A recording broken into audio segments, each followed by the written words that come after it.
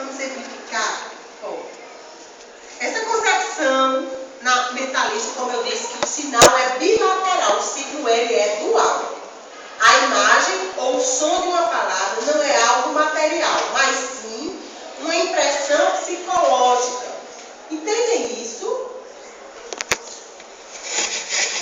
A imagem ou o som de uma palavra não é algo material, mesmo que forma é língua.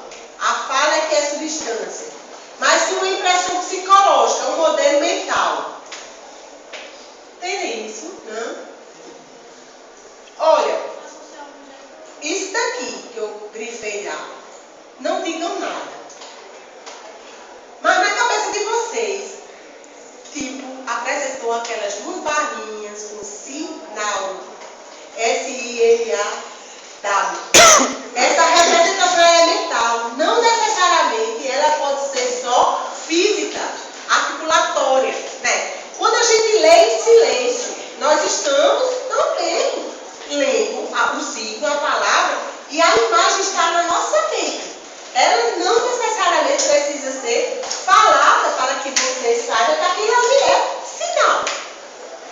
Tá certo? Então é uma impressão psicológica. Então é errado a gente dizer que o significante é igual ao som. É errado a gente dizer que o significante é igual ao fonema. Não. São as representações, né, fonéticas que a gente tem na nossa mente. Tá certo? Então, pode ser ou não sonorizada. Tudo bem? Tudo. Então, o conceito de cadeira e a concepção fonética das duas letras não tem conexão nenhuma. Esta relação se estabelece unicamente por acordo ou convênio coletivo. Claro, isso daqui é cadeira, isso daqui é o objeto, que a gente diz, sei lá, objeto que serve para a gente descansar, sentar, né? Pode ter 4 pernas, 2, 3, sei lá, dependendo do design, né? Pode ser feita por qualquer outro material. Mas a ideia do assento, ela vai permanecer. O que vai mudar é o seu significante, porque são entidades mentais independentes de qualquer objeto externo. A prova é que cadeira, aqui é cadeira, mas lá nos Estados Unidos é chair. Então, significado e significante são entidades mentais independentes de qualquer objeto externo. Saussure chamou esse conjunto teórico de representação e de imagem fonética. Ó, aqui está aquela representação que vocês já conhecem, tá certo? Que é o signo dividido no conceito e na imagem acústica.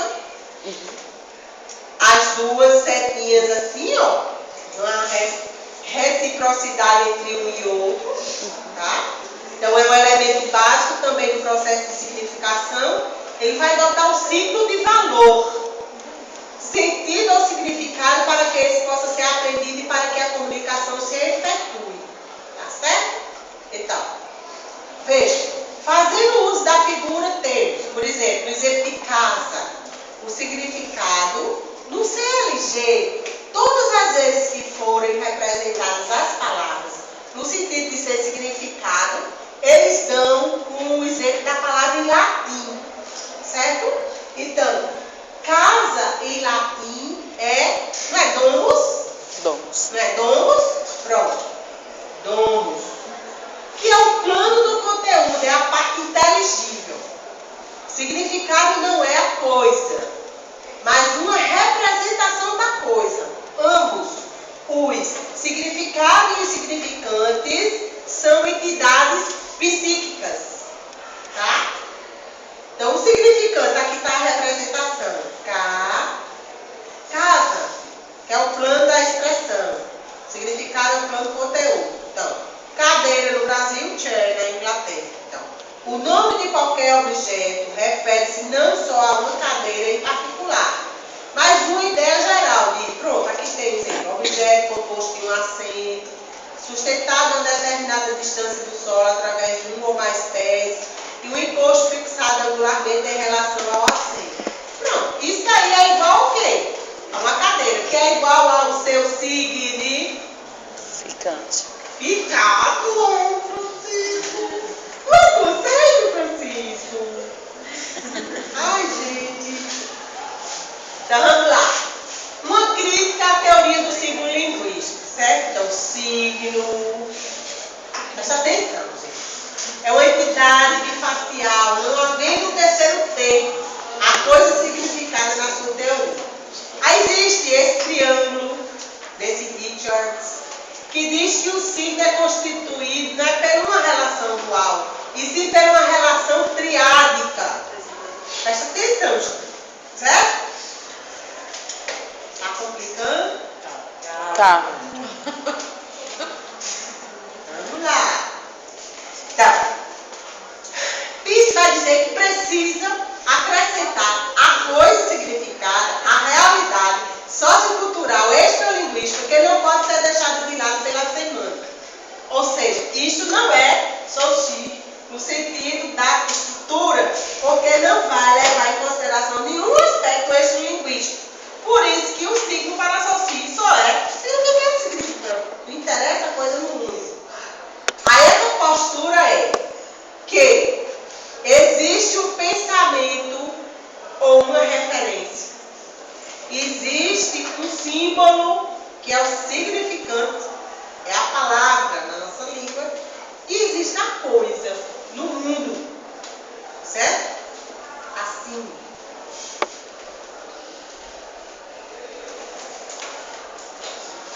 Assim, ó, gente.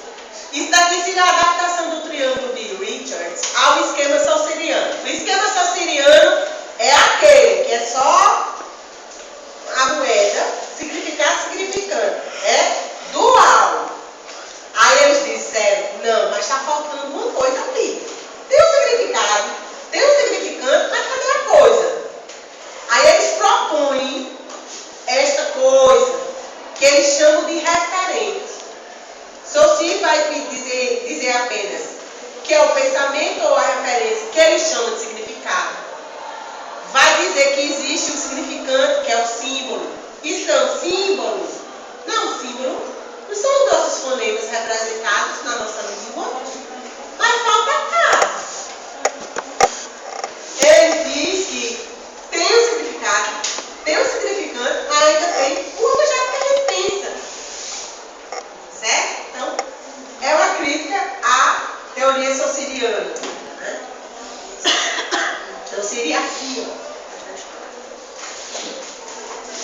Como base para o processo de significação, o termo signo passa a designar não apenas unidades mínimas de significação, que é o uso restrito à linguística, mas se aplica também aos elementos envolvidos na comunicação em geral. O texto que comunica seu sentido, a imagem que transmite a comunicação. Esses signos mais complexos, que são chamados macrossignos, põem em jogo a rede de significações a ser processada pelo receptor. Certo? Então, o processo semiótico, processo de formação de significações, pelo qual alguma coisa, que é o signo, representa outra, objeto, sob algum aspecto ou modo, interpretante para um determinado sujeito. Eu vou passar isso. Deixa eu voltar para o meu socinho aqui. Vamos lá. Então, sintetizando. Para que o signo represente um objeto, é preciso que o sujeito crie na sua mente esse signo que será a relação dos dois primeiros, signo e seu objeto. Este terceiro signo é o interpretante. Representar-me, que é o signo, o objeto e o signo, que é a relação entre os outros dois. Essas relações, elas estão calcadas na nossa relação social. Ele vai propor algo a mais do que Saussure. Saussure, o ciclo semiótico que ele tem é uma tríade. Existe o significante, existe o significado que ele chama do representante e interpretante e o objeto, que seria uma referência. Isso é uma crítica. Há várias críticas, certo?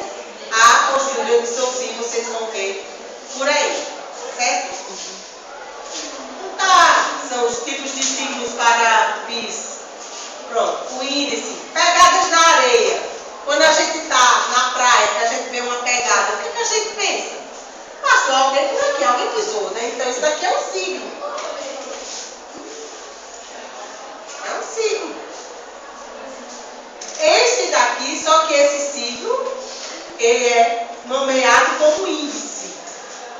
Esse daqui, esses ícones que a gente vê quando a gente vai lá no banheiro e vê esse daqui, é um ícone representando que o banheiro é feminino.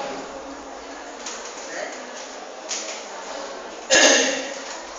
Ver se tem mais aqui. Ó, apagada.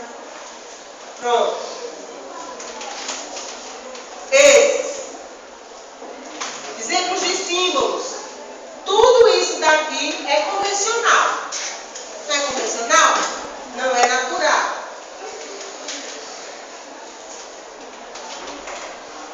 Símbolos também são arbitrários. O que quer dizer arbitrário? Que eles são convencionais. Então, a bandeira, né? A balança representando o direito, né? Os ideogramas, todos esses são símbolos. Deixa eu ver se tem no computador. Exemplos de ícones. Né? Para pensar isso daqui. Quem conhece esta pintura? Isso aqui está em francês, Cécile Nepar. Isso daqui não é um cachimbo. Está dizendo que isso aqui não é um cachimbo. Procurem saber mais sobre isso aqui. Sabe? Conhece? Já ouviram falar? É famosíssima essa pintura. Muito famosa. Hoje vocês vão no Google e vão me trazer algumas interpretações. Professora, parece que, se eu não estou esquecida, parecido com essa mesma, é a da vasilha de tomate, né? Das o quê? Daquela do tomate, da... Que estão no tomate? Oh.